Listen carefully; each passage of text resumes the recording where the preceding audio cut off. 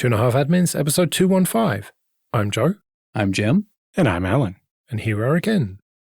Music industry's 1990s hard drives, like all hard drives, are dying. What a shocker. A lot of hard drives don't survive for 30 plus years. You gotta be kidding me.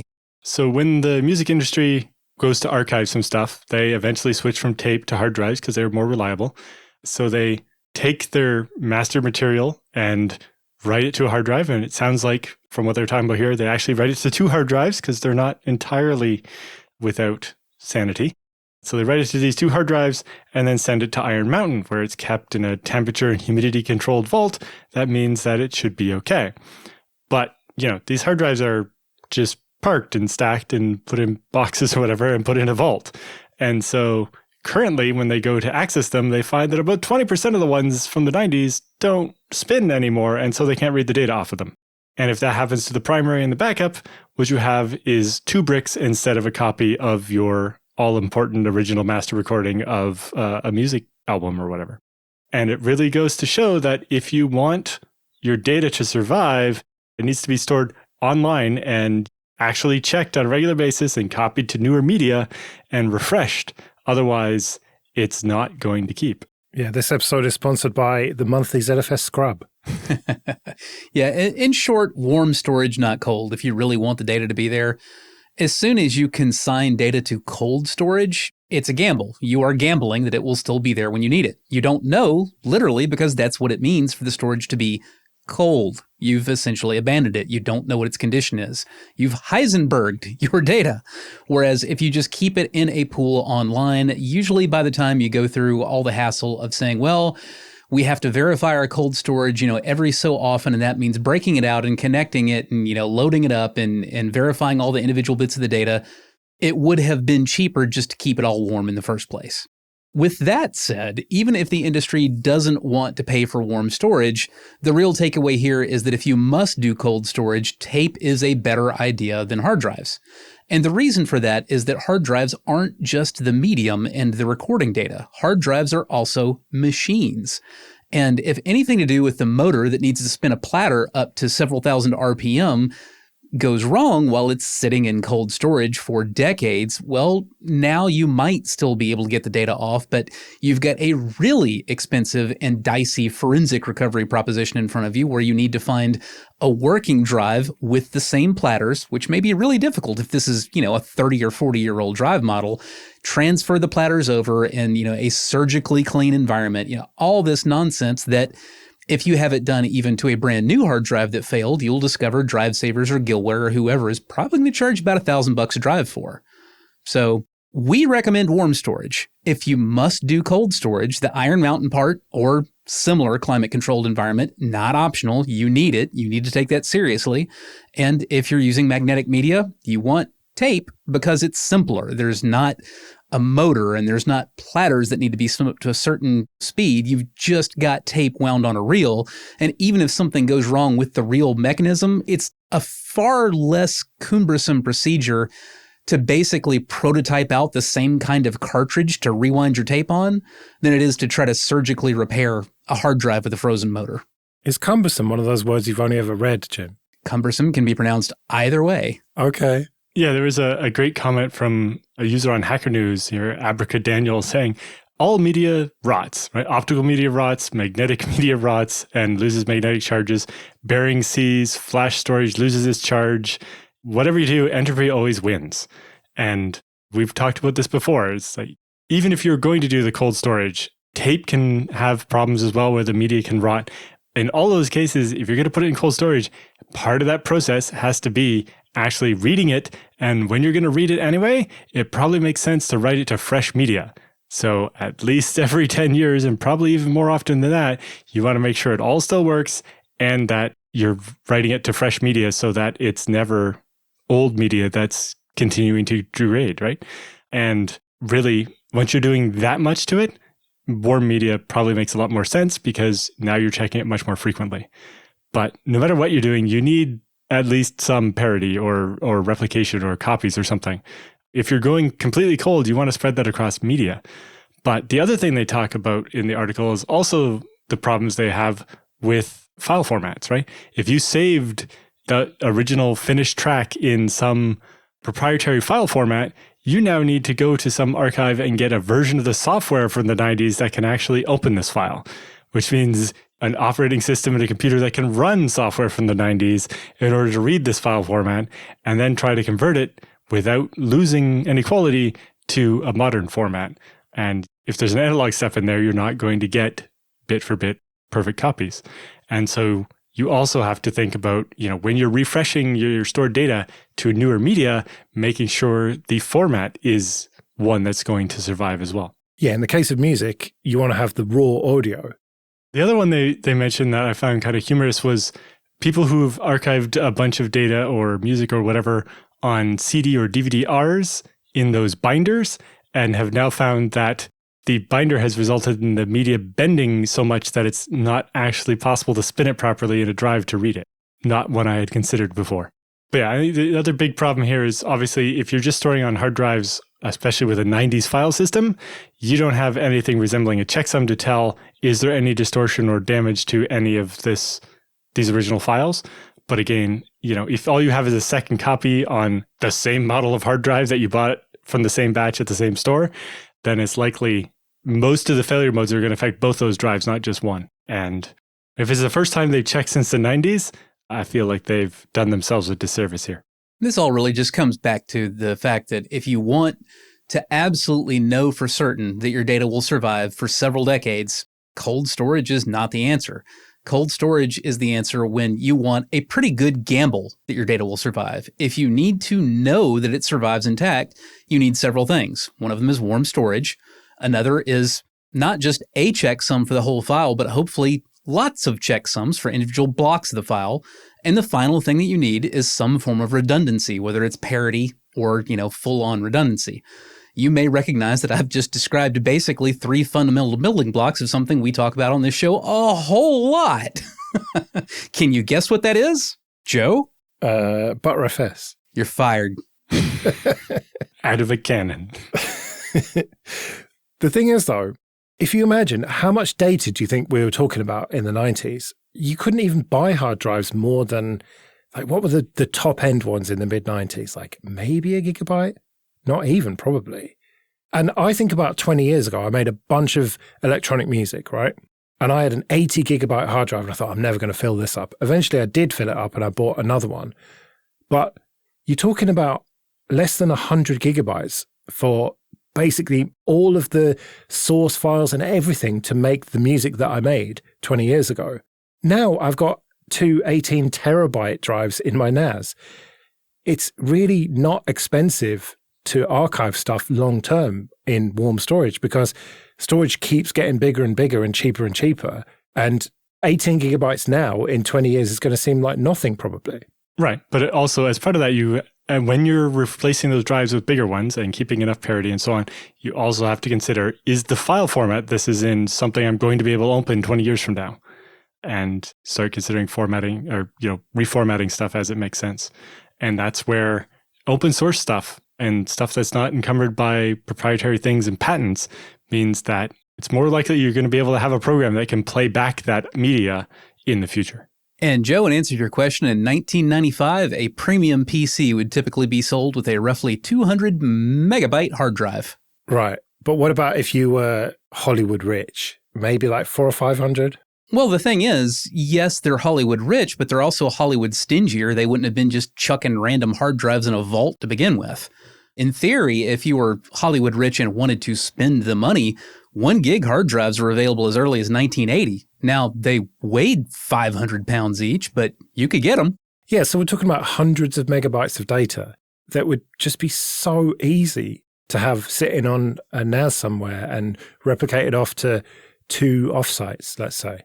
But, in general, Iron Mountain specializes in storing physical files and the stuff you have to keep for legal reasons for 7 years because of the government or whatever. It is not a cloud backup. It's not really meant for primary storage. And I understand why Hollywood wants to keep this stuff in a vault, but Iron Mountain has data centers specifically for storing warm data because it turns out that's the only way to do it reliably. Well, it's like we talked about a couple of episodes ago with my silly cat picture and how long it was going to last. Someone needs to be taking care of this data in one form or another, or it's just going to die. Yeah, like we say, if there aren't 3 copies of it, it doesn't really exist. And if you're not checking those copies, you might as well not have them. Okay, this episode is sponsored by 1Password. Imagine your company's security like the quad of a college campus. There are nice brick paths between the buildings. Those are company-owned devices, IT-approved apps, and managed employee identities.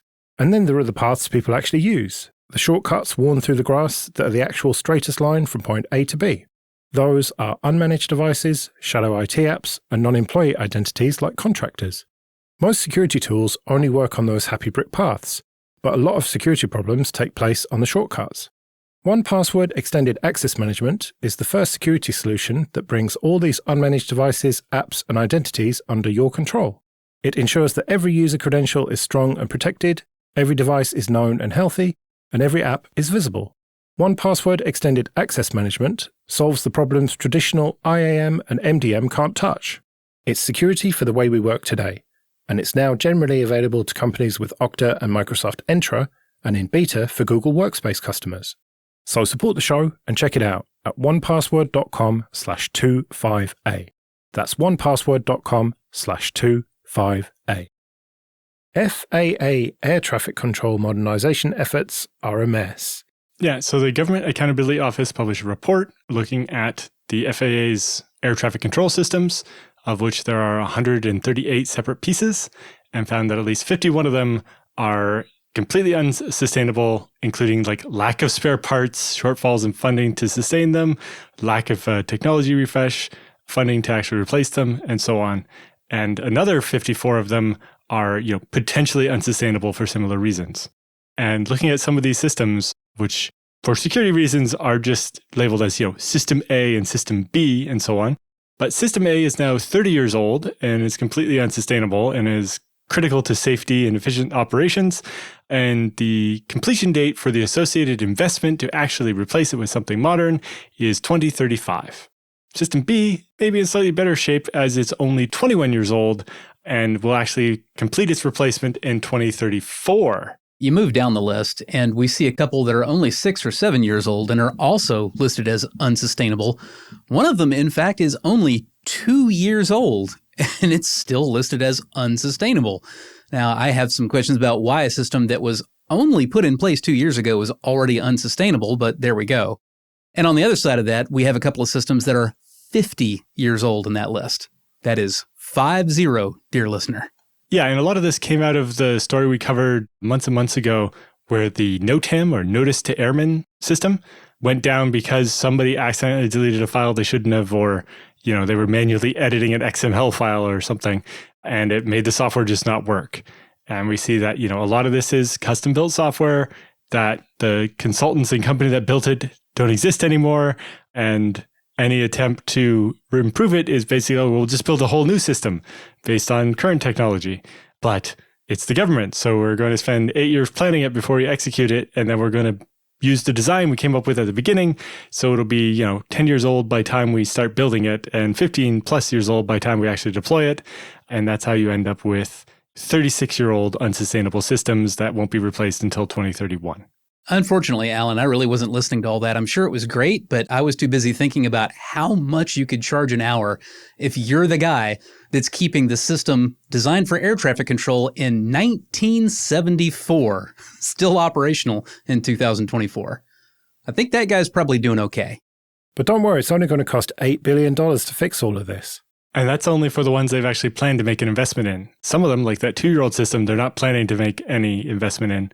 And there's a couple that are over 30 years old that they're currently not planning to actually replace. Is this not just par for the course when it comes to the public sector, though? I'm not sure that I would actually blame this on the public sector, because it's no different than what we see in the banking industry, which largely is still running on either literal ancient mainframes and mini computers, or on more modern computing devices that have been, configured to pretend that they're ancient mainframes and mini computers. I think that once you get into a situation where you're handling more than a certain value of, let's just say, assets. Now, in the bank's case, that's literal money. The bank is handling so much money that they're incredibly risk averse. They don't want to modify anything. If they think the system is verified working, they do not want it touched, period. And I think you're seeing a lot of the same thing when it comes to these devices because, I mean, these are air traffic control systems. If you screw up, it's actually even worse than the screw up at the bank. If you screw up at the bank, you might misplace $100 million. If you screw up with the air traffic control system, you might crash a couple of fully loaded jumbo jets in midair. When do you want to take that down? When do you want to do minor refreshes and updates and like little bitty bug fixes as you go? Like you really want that system super duper stable. It's just the downside of any super duper stable system is, eventually you do have to actually pay all that accrued tech debt. Yeah, and I think a lot of that goes into when we're designing the replacements for these, maybe as part of that, we should also design their replacement plan. Like, okay, we're going to install this new system, and 15 years from now, we're going to plan this refresh, or probably maybe even a shorter timeline than that. But like Jim was saying, we've seen any system that's kind of needs to be on 24/7 and is super change averse has kind of a different life cycle to it. We saw a lot of this with the airlines a couple of years ago where they were like, well, it turns out, when we book a ticket, we're actually taking a JSON message from the website and then turning that into some XML and then wrapping that in the ye old Telegram format, like the typewritten things that we used to send around in the 70s to actually buy a ticket. And we're just doing that over X.25 over analog phone lines to actually make a reservation with an airline. And so it takes a lot to change these systems, and the companies are very change averse because when you have a disruption, it can be huge. Like we saw with the NOTAMs thing, is like, okay, every plane just has to stay on the ground for 8 hours while we sort this out. That we can't have that on a regular basis. But at the same time, we can't just keep running the old stuff and hope it works. We need to come up with better plans, and it shouldn't take 8 years to come up with a plan on how to replace a system. And I think a lot of that has to go into we have to plan to sustain and replace these systems as part of building the replacement. Because when we don't have a plan for how we're going to continue to service it and replace it over time, that's when we run into this problem. And we've talked about it before, even in smaller scale stuff. If you're just building out a data center for your office or whatever, or picking your servers, when you buy this server that you're going to have to replace it when it's 5 years old or 7 years old. And you should plan that into your budget and know that's what you're going to have to do. And if you can defer it a year, then maybe that's a bonus to you. But if you don't plan for it, it's a surprise when the hardware dies. That's not what you want to do. And as the FAA, you don't want to find out, hey, the computer we're running off, we can't get spare parts for. Or, in some of these systems, it's not just computers and software. Like they're talking about actual radars where they can't get replacement parts and they have to switch to a new radar. And that means they need a different computer and whole different controllers. And you're talking about physically taking the top off of a radar tower and putting something else on there. And that means it's going to be offline for a long time. And all these systems actually do need to be managed and have a life cycle. I wonder how modern the management practices are, not just the ones being in use now, but when we're talking about these replacements and what we should be doing going forward. We talk about the potential issues when you replace a system with a newer system, and what if there's a bug you didn't know about in the newer system? And we're talking about replacing things that are in some cases literally half a century old. And beyond hardware and software, there are management practices that aren't that old that we should probably be applying. Do we actually have just a set of unit tests for this? I mean, we should be able to say, hey, we have these defined unit tests that we can run at any air traffic control system, make sure it's responding in the way that it should to the types of inputs that it ought to be handling. Do we have that? Do we have a plan to create that if we don't already have that? Because that's going to be critical going forward. I don't know that we can necessarily plan up front for like, well, this is when we're going to replace this system, but we should definitely have regularly scheduled non-negotiable audits for that. Hey, every 5 years, we're going through all this. We're talking about, what's going well, what's going badly, what it looks like for 5 years down the road. There should be an actual report with recommendations. Is it going to be time to replace this system at the next 5-year mark or not? And, we need to be paying attention to those reports and reading them as well as writing them. Yeah. And like the thing here says, a lot of this has to do with the fact that the FAA isn't sexy and the government chose to defer investment in it over and over and over again until it was falling apart. And now we needed to spend a lot more money all at once. But it's why we have to have plans in place for how we're going to deal with this and realize that every single thing we install is going to have to be replaced at some point. And we need to be thinking about that, not just that's future somebody else's problem. Well, I hear from various listeners about the CentOS rug pull. A lot of people were on CentOS 7, and they are now having to jump from CentOS 7 to something completely different. Alma, Rocky, CentOS Stream, RHEL. And this has caused chaos in a lot of industries where people are just drowning in technical debt. And like we've said before, Jim, I think you said, pay your technical debt down. The interest payments are ridiculously high or whatever. Exactly. That's why I was suggesting, something like a 5-year report. Honestly, I think annual would be a better idea, but I know how slow our government works. And the thing that I'm concerned about with saying we ought to be looking at this annually is at the scale of the government and the level of ability that politicians have to ignore things that they don't think will get them immediately reelected. I'm a little worried about producing too much data that will then just get ignored as opposed to producing enough to act on. But that's a lot of what I'm talking about here, because that 5-year audit is going to uncover issues like that. Now, in these systems, because they are very hardened, very offline systems, they're not necessarily going to get the kind of rapid update schedule that a normal system does in these days, that's connected to the internet. And you absolutely must be patching it constantly because you don't know how many different people are touching it in how many different ways, and you have to plug every single possible hole the second you find it. It's not necessarily the way you're going to handle these things. They're going to be massively air-gapped, and only very trusted people are going to be able to work on them to begin with. I mean, I guarantee you it's not like you've been getting apt updates daily on that 50-year-old system, right? That kind of gives you some idea of what you're working with. But if you're doing that 5-year audit, you look at things like that. You say, oh, okay, well, we've been using CentOS, but CentOS went away. So we're going to need to find a replacement for that. Well, what does that look like? I don't know. Do we want to go to Rocky? Do we want to go to this? Do we want to scrap the whole thing and say Linux sucks? We want to do BSD? Do we want to say, hey, open source sucks and we want Windows systems for all this stuff? Whatever, you uncovered the problem on your 5-year audit, and now you've got 5 years to get that crap figured out, and hopefully you've got those unit tests I was talking about beforehand. So when you stand the whole system up on whatever the different things are that you have to replace, whether it's new hardware, new software, new operating system, whatever, you can take a CI/CD approach to it. You can run all the unit tests against it, and you can come out on the other end of it saying, yeah, this definitely should be good. And now you can start doing a piecemeal replacement. Now, that's the unfortunate part is, when you're saying, well, we're going to replace them just one system at a time to kind of, minimize how many eggs we've got in one basket, you are still talking about human lives in those baskets. So you want to be as sure as you possibly can before you replace anything. But regardless, we know how to do these things now. We didn't necessarily know how to do them right in the 1970s. Yeah. But I do wonder, kind of to Joe's point, if the long-term support promises of some of those things like RHEL are a contributor here. If we force people to upgrade more often, like every 4 years instead of 7 or 8 years that you can extend out, kind of the problem we've seen that vendors have taken advantage of the fact that most companies are willing to pay extra to continue to get support and put off their technical debt. It's kind of like predatory payday loans for computer software.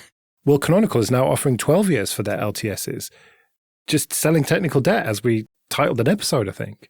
I would argue that if you're an organization the size of the FAA with an organization the size and scale of the United States government behind you, managing something as important as what we're talking about here, which is, over time, millions of human lives, you shouldn't pay anybody for long-term support of anything. You should be capable of doing the amount of support that you need on a day-to-day basis, and you should be prepared to rip out the whole damn system and put something new in if and when you need to.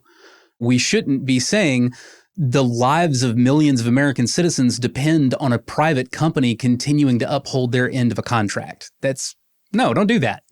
Right. I'm saying not so much that part, is that the availability of you can just pay to keep having the old thing is part of the problem, and that people should be designing life cycles to be a lot shorter. Yeah, I was actually agreeing with you. I was just saying that, yes, I agree with you. And my response to that is the government shouldn't pay for those contracts ever for anything this important, because that's a dependency now. That's a dependency, and it's not a strong enough link in the chain when you're talking about what needs to be insured by that. Right. And we've seen, CentOS wasn't something anybody was paying for, that they're perfectly happy to rug pull there. Or, we saw with Broadcom, they're like, oh, that perpetual support agreement you had, we're ripping it up. Sorry.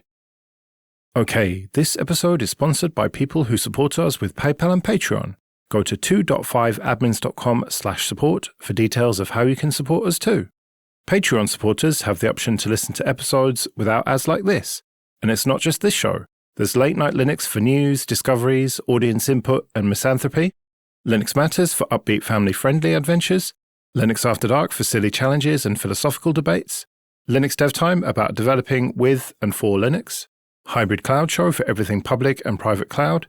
And Ask the Hosts for off-topic questions from you. You can even get some episodes a bit early. We've got a lot going on, and it's only possible because of the people who support us. So if you like what we do and can afford it, it would be great if you could support us too at 2.5admins.com/support. Let's do some free consulting then. But first, just a quick thank you to everyone who supports us with PayPal and Patreon. We really do appreciate that. And if you want to send in your questions for Jim and Alan or your feedback, you can email show@2.5admins.com. Another perk of being a patron is you get to skip the queue, which is what BossChan has done. He writes, my friend and roommate is installing Kali Linux with plans to learn things using the internet and ChatGPT. This makes me a bit nervous as he's on my network and I have no idea what things he'll decide to do based on forum advice, let alone ChatGPT. I'm not worried about him breaking his own stuff, but I am concerned about network intrusion, since we share a LAN and many of the tutorials he might find could lead him down dangerous paths. What can I do to make certain I'm safe from any of his network activities while still sharing an internet connection and letting him learn as much as he can about Kali and InfoSec? So there's two routes that you can take here, and the more traditionally business IT answer would be, well, you're going to need a smart switch that supports VLANs, and you need to port lock all the VLANs so that you can't set at your own computer what VLAN you're going to be using. That's determined by which port you're plugged into the switch on, and you need to make sure that all of his switch ports are on a different VLAN from all of your switch ports on the main VLAN, and make sure that you don't route from one VLAN to the other VLAN, and then you'll be good. That's one way you could do that. However, I have a simpler recommendation. Just go buy yourself a cheap router and put your own stuff behind that router. If your router is doing that and your stuff is behind your router, whatever nonsense he's doing out there on the main LAN is not going to be able to get through that network address translation to mess with any of this stuff on your side of the network. Yeah, with that, you have the drop that comes from the switch or whatever that's for your whole house into your room. And you plug your router into that. You now treat the hostile LAN as if it was the internet, right? That's the outside. That's where the badness is. And then everything on the inside of that switch is now your safe network. And that is easier. It has double NAT, but that's not a big deal, especially since both the routers are probably more than performant enough. And that will mostly solve the problem. Whereas, if you do try to go the VLAN route and configure it on the switches, you also have to, get your router to realize that, hey, there's two different VLANs coming in here, and I need to not mix them together and make sure, I'm going to have different DHCP in these different things. And at that end, you practically need a separate router anyway. And then you're just one VLAN going to router A and one VLAN going to router B, and you still have to figure out how to connect both of those to the internet. And so Jim's solution does seem more straightforward, and depending on what else is going on in your house. And, if you have a TV in the living room that needs to be able to get to your media server, that can get a little more complicated. But in most cases, it probably does make sense to just separate the network by chucking a router in there and keeping their stuff and your stuff separate. Another potential solution, now, to just buy a router and put yourself behind your router and leave him connected directly to the ISP's gateway router, that's a pretty much guaranteed to work no matter what solution. If you don't like that, another potential solution, you might check to see some ISPs will offer more than one public IP address if you want it for not too much more money a month, or in some cases, no more money a month. So you might be able to spend somewhere between $0 and $5 a month, get two different public IPs, and be able to hook up two routers behind the ISP's gateway, each of which gets a different public IP. And at that point, they are really entirely separate networks. There's no double NAT. It's just essentially as though each of you has your own internet connection and there is no tie between the two at all. However, if it were me, I wouldn't bother. I'd just do the double NAT. Yeah, it is a much more straightforward solution. Right, well, we'd better get out of here then. Remember, show@2.5admins.com if you want to send any questions or your feedback. You can find me at joelrest.com/mastodon. You can find me at mercenarysysadmin.com. And I'm at Alan Jude. We'll see you next week.